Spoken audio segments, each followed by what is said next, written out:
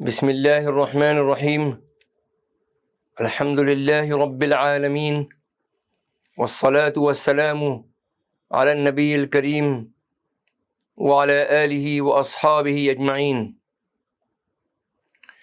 الحمد للہ رب العالمین نحمدہ ونستعینہ ونستغفرہ ونؤمن بہ ونتوکل علیہ ونعوذ باللہ من شرور انفسنا ومن سیئات اعمالنا من يهده الله فلا مضل له ومن يضلله فلا هادي له ونشهد ان لا اله الا الله وحده لا شريك له ونشهد ان سيدنا ونبينا وحبيبنا ومولانا محمدا عبده ورسوله صلى الله تعالى عليه وعلى آله وأصحابه وأزواجه وذرياته وجميع أهل بيته وبارك وسلم تسليما كثيرا كثيرا، أما بعد، فأعوذ بالله من الشيطان الرجيم، بسم الله الرحمن الرحيم،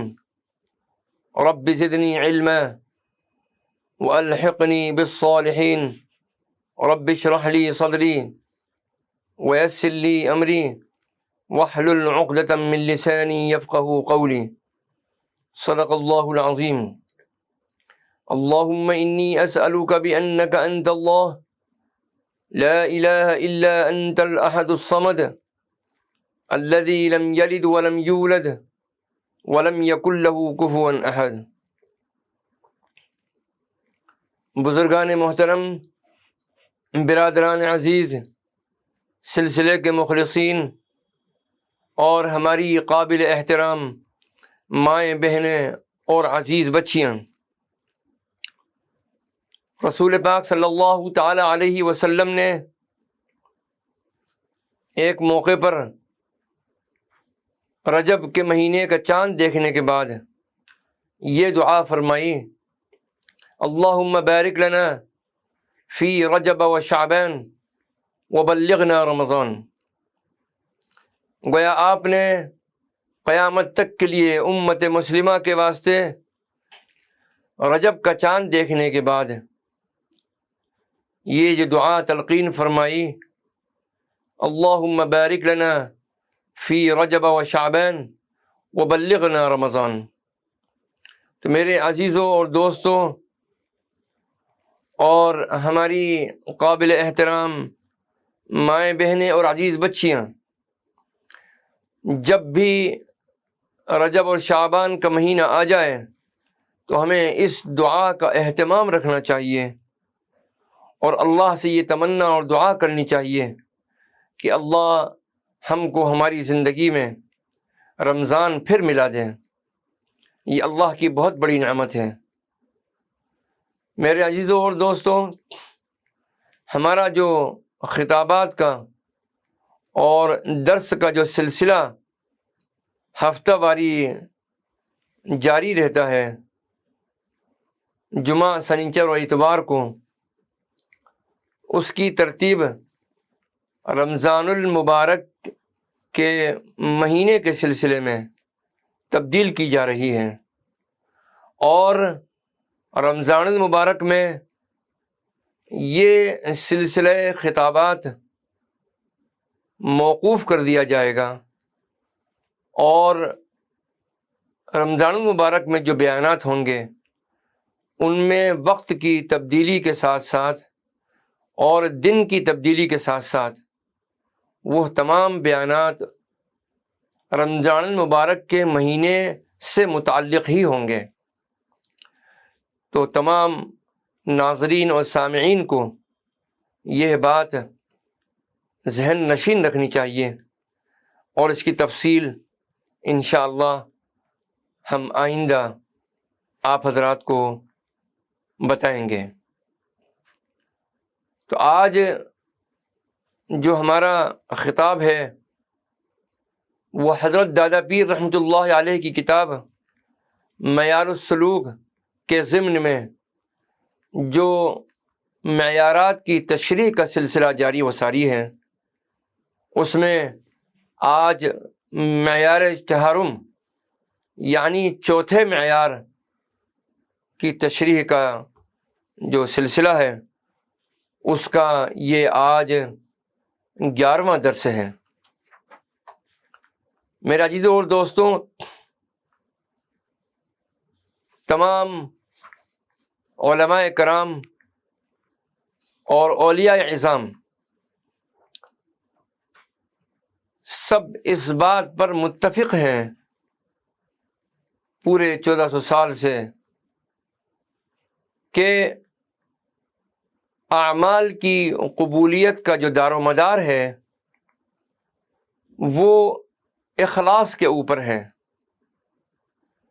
اگر ہمارے عمل میں کسی بھی طرح کا شائبہ ریا کا شامل ہو جائے گا تو ہم اس نیکی سے مستفید نہیں ہو پائیں گے جو کہ اللہ تعالیٰ نے اس نیک عمل سے وابستہ فرمائی ہے۔ تو معلوم یہ ہوا کہ ریا ہر نیکی کے لیے زہر ہے۔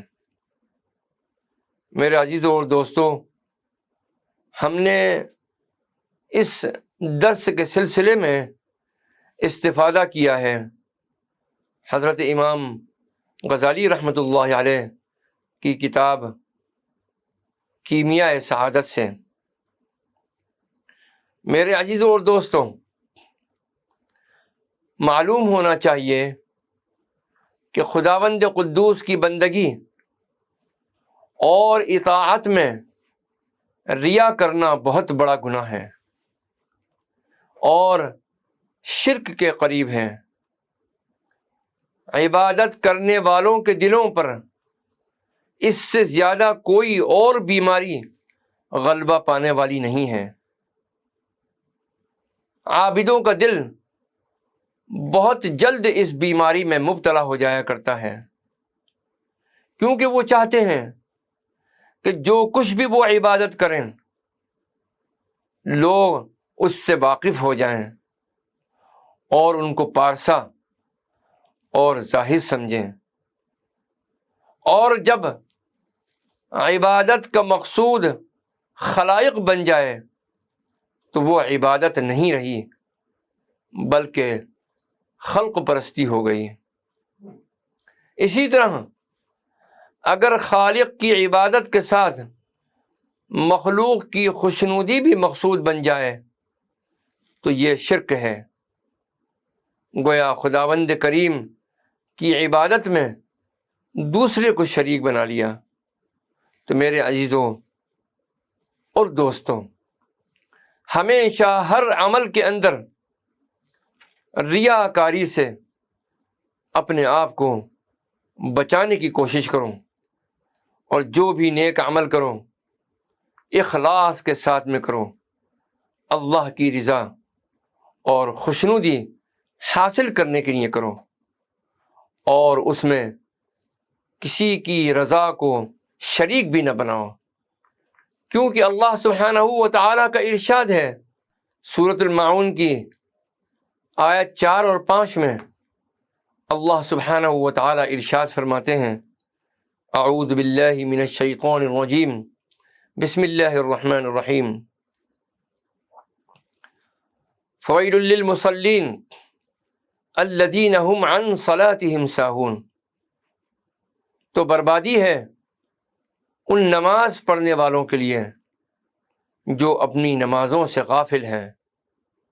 اس سے معلوم ہوتا ہے کہ حضور نبی کریم صلی اللہ تعالی علیہ وسلم کی بعثت کے زمانے تک مشرکین عرب کے ہاں نماز کا تصور موجود تھا، لیکن اس کی عملی شکل بالکل مسخ ہو چکی تھی، جیسا کہ سورہ انفال کی اس آیت سے بھی ظاہر ہوتا ہے۔ اللہ سبحانہ و تعالی نے ارشاد فرمایا، وَمَا كَانَ صَلَاتُهُمْ عِنْدَ الْبَيْتِ إِلَّا مُكَاءً وَتَصْدِيَةً۔ یہ سورہ انفال کی آیت 35 ہے۔ اللہ سبحانہ و تعالی ارشاد فرماتے ہیں، اور نہیں ہے ان کی نماز بیت اللہ کے پاس سوائے سیٹیاں بجانا اور تالیاں پیٹنا۔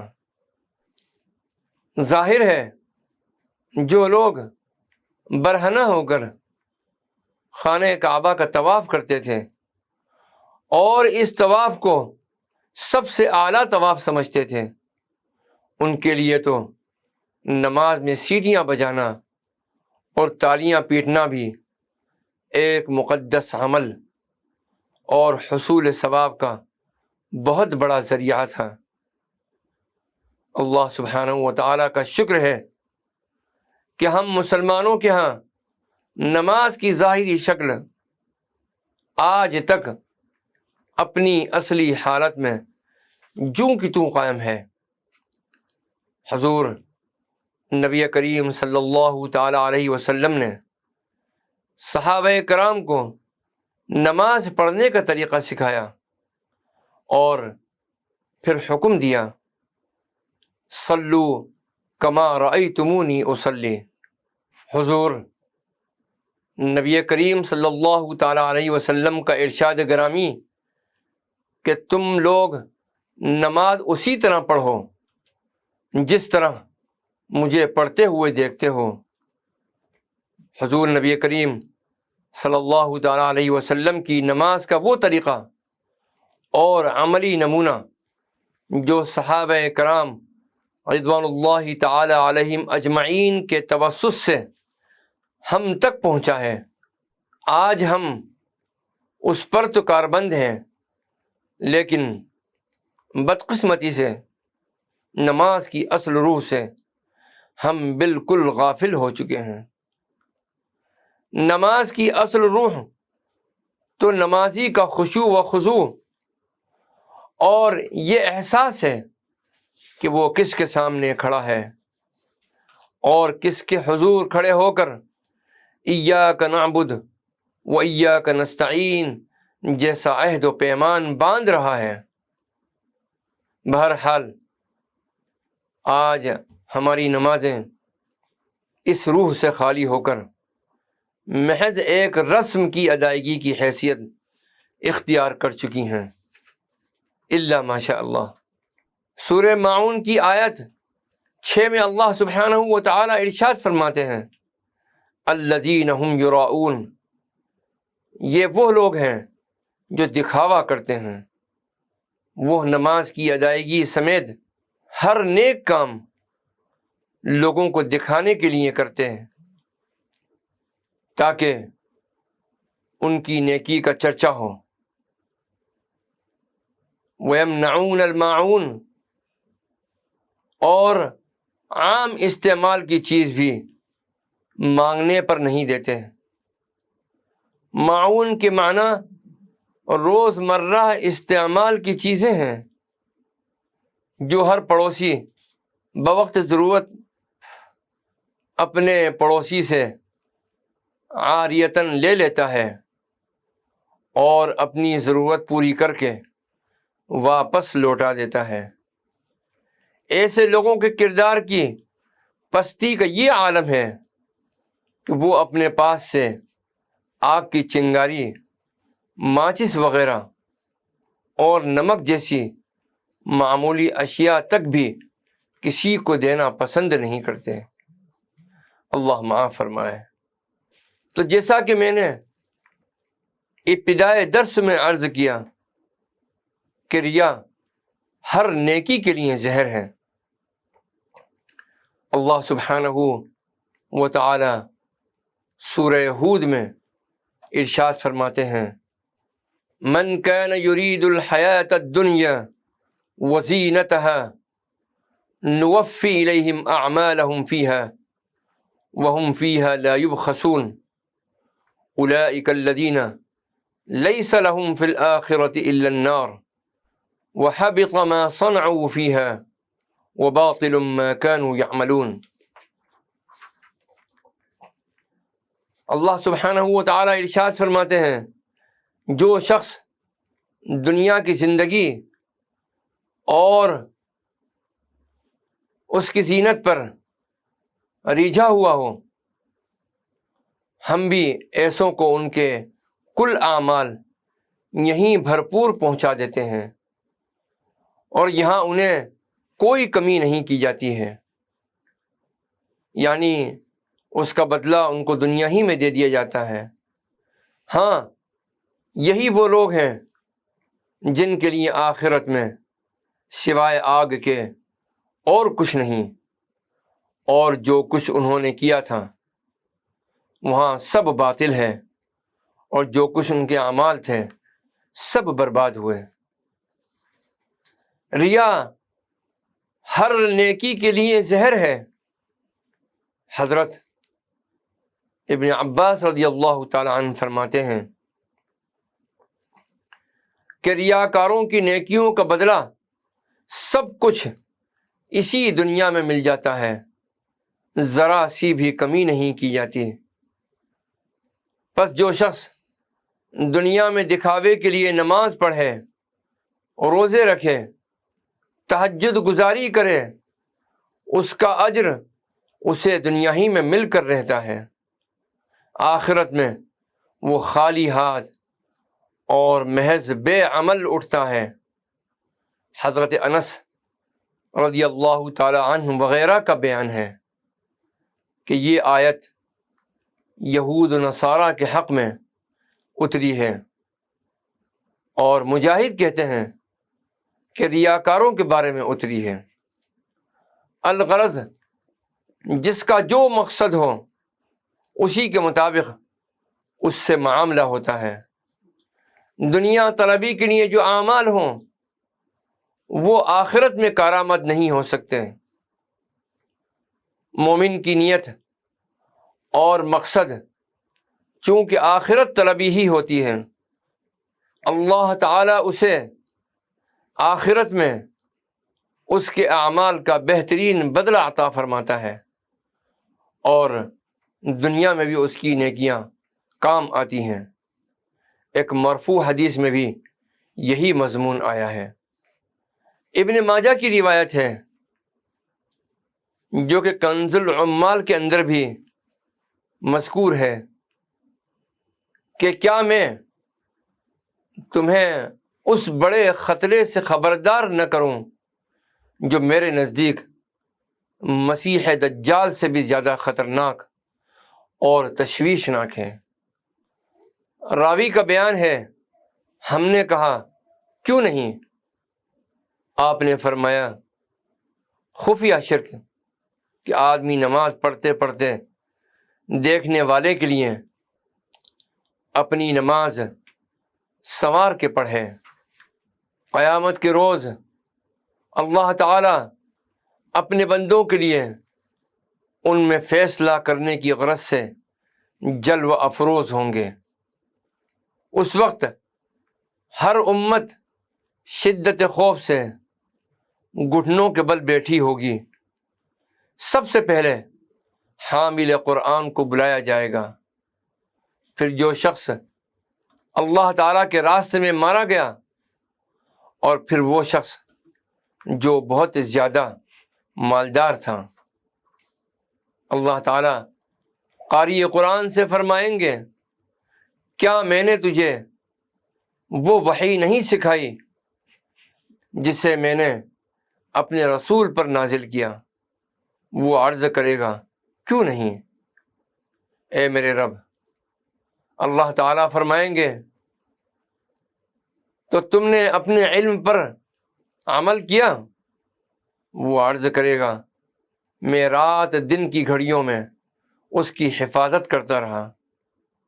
اللہ تعالیٰ ارشاد فرمائیں گے جھوٹ کہتے ہو، اور فرشتے بھی اس سے کہیں گے جھوٹ بولتے ہو۔ اللہ تعالیٰ اس سے فرمائیں گے بلکہ تیرا ارادہ یہ تھا کہ یہ کہا جائے کہ فلاں بڑا قاری ہے، سو یہ تو کہا جا چکا۔ پھر مالدار کو لایا جائے گا، اللہ سبحانہ و تعالی اس سے فرمائیں گے کیا میں نے تمہیں اپنی وسعت نہیں دی کہ تجھے کسی کی ضرورت نہ رہی؟ وہ عرض کرے گا کیوں نہیں اے میرے پروردگار؟ تو اللہ تعالیٰ فرمائیں گے تو ہم نے جو مال تمہیں عطا کیا اس میں تم نے عمل کیا؟ وہ عرض کرے گا میں صلہ رحمی کرتا اور صدقہ کرتا تھا۔ اللہ تعالیٰ فرمائیں گے جھوٹ بولتے ہو، اور فرشتے بھی اس سے کہیں گے جھوٹ کہتے ہو۔ اللہ سبحانہ و تعالیٰ ارشاد فرمائیں گے بلکہ تمہارا ارادہ یہ تھا کہ یہ کہا جائے کہ فلاں شخص بڑا سخی تھا، سو یہ تو کہا جا چکا۔ پھر اس شخص کو لایا جائے گا جو اللہ تعالیٰ کی راہ میں قتل کیا گیا۔ اللہ تعالیٰ اس سے فرمائے گا تو کس لیے قتل کیا گیا؟ وہ عرض کرے گا مجھے آپ کے راستے میں جہاد کا حکم دیا گیا۔ اللہ تعالیٰ اس سے ارشاد فرمائیں گے جھوٹ بولتے ہو۔ فرشتے بھی کہیں گے تم جھوٹ کہتے ہو۔ اللہ تعالیٰ فرمائیں گے بلکہ تمہارا ارادہ یہ تھا کہ یوں کہا جائے فلاں بڑا بہادر ہے، سو یہ تو کہا جا چکا۔ ابو ہریرہ پوری مخلوق میں یہی 3 شخص ایسے ہوں گے کہ ان سے قیامت کے روز جہنم کو بھڑکایا جائے گا۔ اللہ ہمیں اور آپ کو پوری امت مسلمہ کو محفوظ و مأمون فرما دے اور اس عذاب سے بچا لے، آمین یا رب العالمین۔ میرے عزیزوں اور دوستوں، اس روایت کو نقل کیا ہے ترمذی نے حضرت ابو ہریرہ رضی اللہ تعالی عنہ سے۔ تو اس کی تشریح یہ تو وہ لوگ ہوں گے جنہوں نے محض اللہ کی رضا کی خاطر یہ کارنامے انجام دیے، اور جو لوگ صرف لوگوں کی دلجوئی اور خوشی کے لیے کوئی کام کرتے ہیں ان کا کیا ہوگا؟ حضور نبی کریم صلی اللہ تعالی علیہ وسلم کا ارشاد گرامی ہے جب الحزن، یعنی غم کے گھڑے سے خدا کی پناہ مانگو۔ لوگوں نے عرض کیا کہ یا رسول اللہ جب الحزن کیا ہے؟ آپ نے فرمایا وہ جہنم کا ایک غار ہے جو ریاکار عالموں کے لیے بنایا گیا ہے۔ حضور نبی کریم صلی اللہ تعالی علیہ وسلم نے ارشاد فرمایا کہ اس عمل کو جس میں ذرہ برابر بھی ریا شامل ہوگا حق تعالی قبول نہیں فرمائے گا۔ منقول ہے کہ حضرت معاذ رضی اللہ تعالی عنہ کو حضرت عمر رضی اللہ تعالی عنہ نے روتے ہوئے دیکھا تو ان سے دریافت کیا کہ کیوں روتے ہو؟ حضرت معاذ رضی اللہ تعالی عنہ نے فرمایا کہ میں نے رسول اکرم صلی اللہ تعالی علیہ وسلم سے یہ سنا ہے کہ تھوڑا ریا بھی شرک ہے۔ حضور نبی کریم صلی اللہ علیہ وسلم کا ارشاد ہے ریاکار کو قیامت کے دن پکارا جائے گا اور اس سے کہا جائے گا کہ اے ریاکار، اے مکار، تیرا عمل ضائع ہوا اور تیرا اجر باطل ہو گیا، اور اپنا اجر اور اپنی مزدوری اسی سے مانگ جس کے لیے تو نے عمل کیا تھا۔ ریا کے بارے میں صحابہ کرام رضوان اللہ تعالی علیہم اجمعین کے بہت سے اقوال ہیں۔ ایک موقع پر حضرت عمر رضی اللہ تعالی عنہ نے ایک شخص کو دیکھا کہ اپنا سر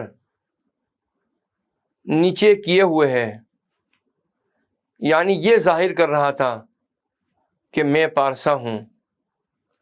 حضرت عمر رضی اللہ تعالی عنہ نے اس سے فرمایا، اے گردن کج کرنے والے، گردن سیدھی کر، تواضع اور خاکساری کا تعلق دل سے ہے، گردن سے نہیں ہے۔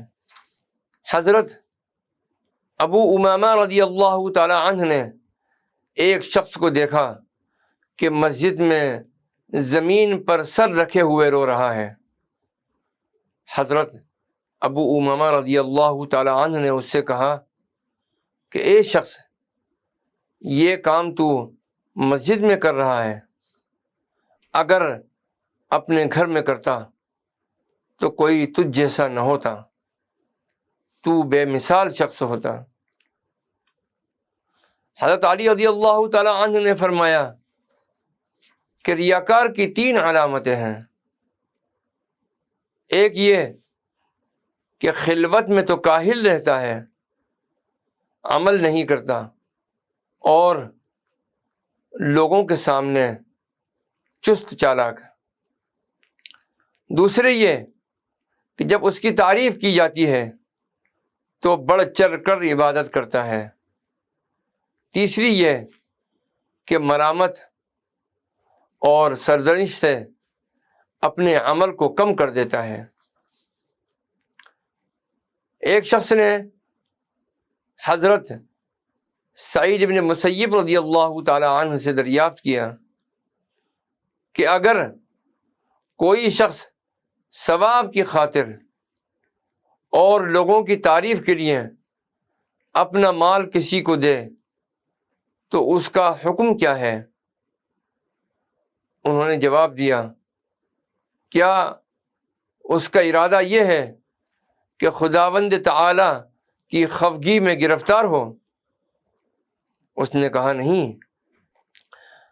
آپ نے فرمایا، تو جب وہ یہ کام کرتا ہے تو صرف اللہ کے لیے کرنا چاہیے، خالصاً للہ ہونا چاہیے۔ حضرت عمر رضی اللہ تعالی عنہ نے ایک شخص کو درے مارے، پھر فرمایا، اے شخص، مجھ سے بدلہ لے اور مجھے مار۔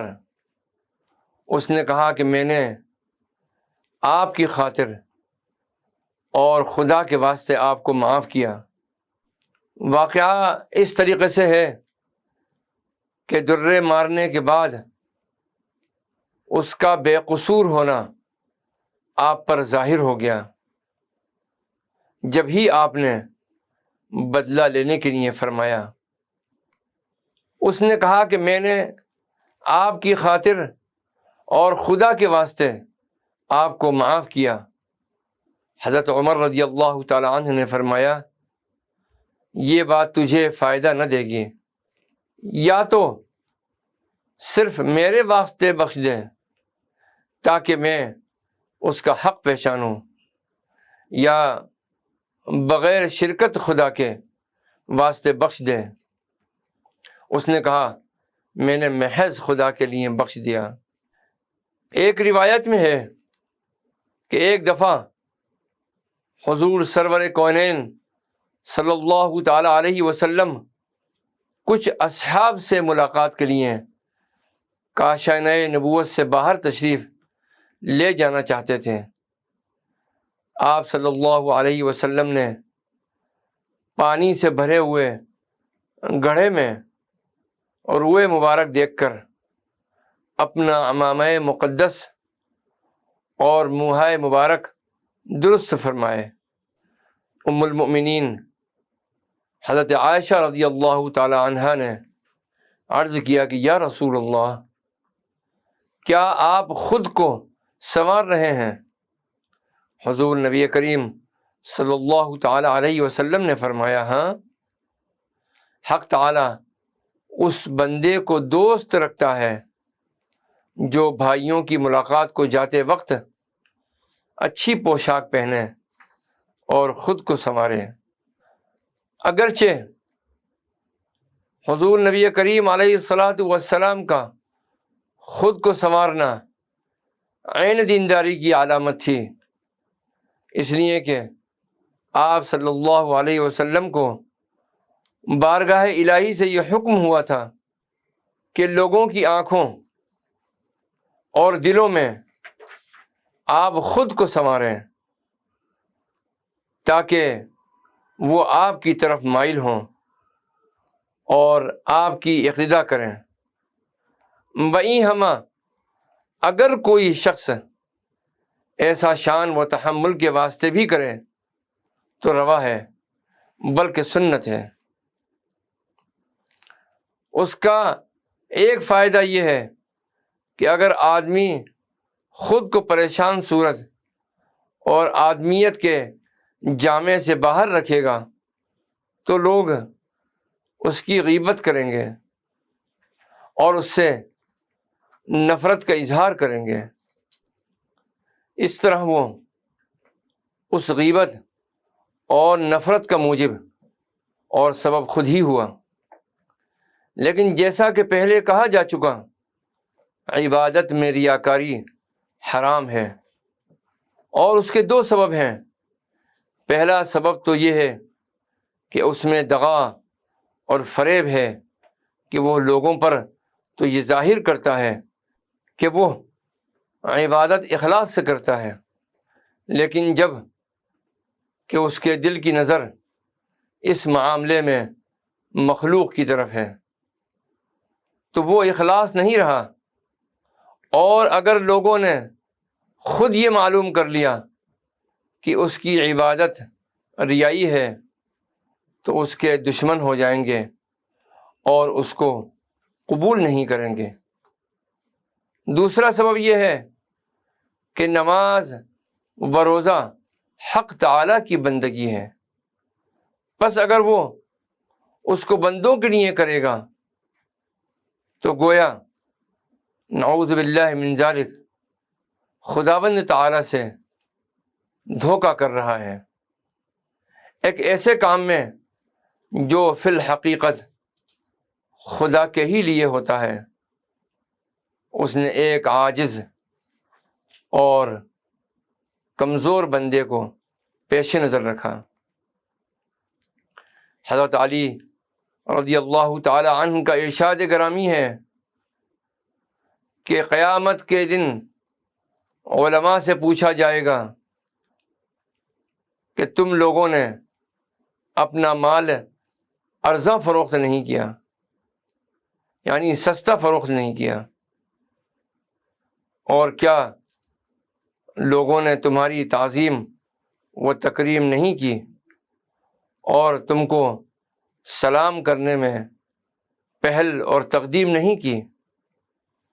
حضرت علی رضی اللہ تعالی عنہ کے ارشاد کا مطلب یہ ہے کہ یہ سب چیزیں تمہارے عمل کی جزا تھی جو تم نے حاصل کر لی اور اپنے اعمال کو خالص نہیں چھوڑا۔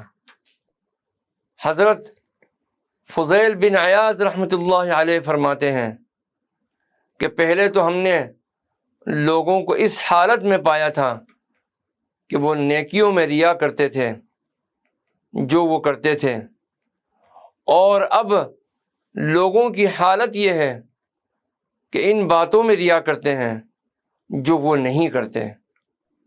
یعنی پہلے لوگ ارضائے خلق کے لیے نیک کام کرتے تھے اور اب نیک کام بھی نہیں کرتے بلکہ نیکیوں کی صورت بنا کر اس کا یقین دلانا چاہتے ہیں کہ وہ نیک کام کرتے ہیں۔ بس یہ لوگ پہلے ریاکاروں سے کہیں بدتر ہیں۔ اللہ سبحانہ و تعالی ہم کو ہر طرح کی ریاکاری سے بچنے کی توفیق عطا فرمائے، اور اللہ سبحانہ و تعالی ہمیں ہر کام کو اخلاص اور اللہ کی رضا اور خوشنودی کے لیے کرنے کی توفیق عطا فرمائے، اور اسی کے ساتھ ساتھ اللہ نے جو وعدہ ہر نیک عمل کے لیے فرمایا ہے اجر دینے کا، اپنے قرب کا، اللہ اس سے ہم کو محروم نہ فرمائے۔ آمین یا رب العالمین۔ والصلاة والسلام علی النبی الکریم۔ والسلام علیکم ورحمۃ اللہ وبرکاتہ۔ بسم اللہ الرحمن الرحیم۔ اللہم صلی علی سیدنا و مولانا محمد وعلی آل سیدنا و مولانا محمد وبارک وسلم۔ اللہم انت السلام ومنک السلام تبارک یا ذا الجلال والإکرام۔ ربنا علیک توکلنا وإلیک انبنا وإلیک المصیر۔ اللہم احسن عاقبتنا فی الامور كلها وأجرنا من خزي الدنيا وعذاب الآخرة۔ اللهم وفقنا لما تحب وترضى واجعل آخرتنا خيرا من الأولى۔ ربنا تقبل منا إنك أنت السميع العليم وتب علينا إنك أنت التواب الرحيم۔ وصلى الله تعالى على خير خلقه سيدنا محمد وعلى آله وأصحابه أجمعين برحمتك يا أرحم الراحمين۔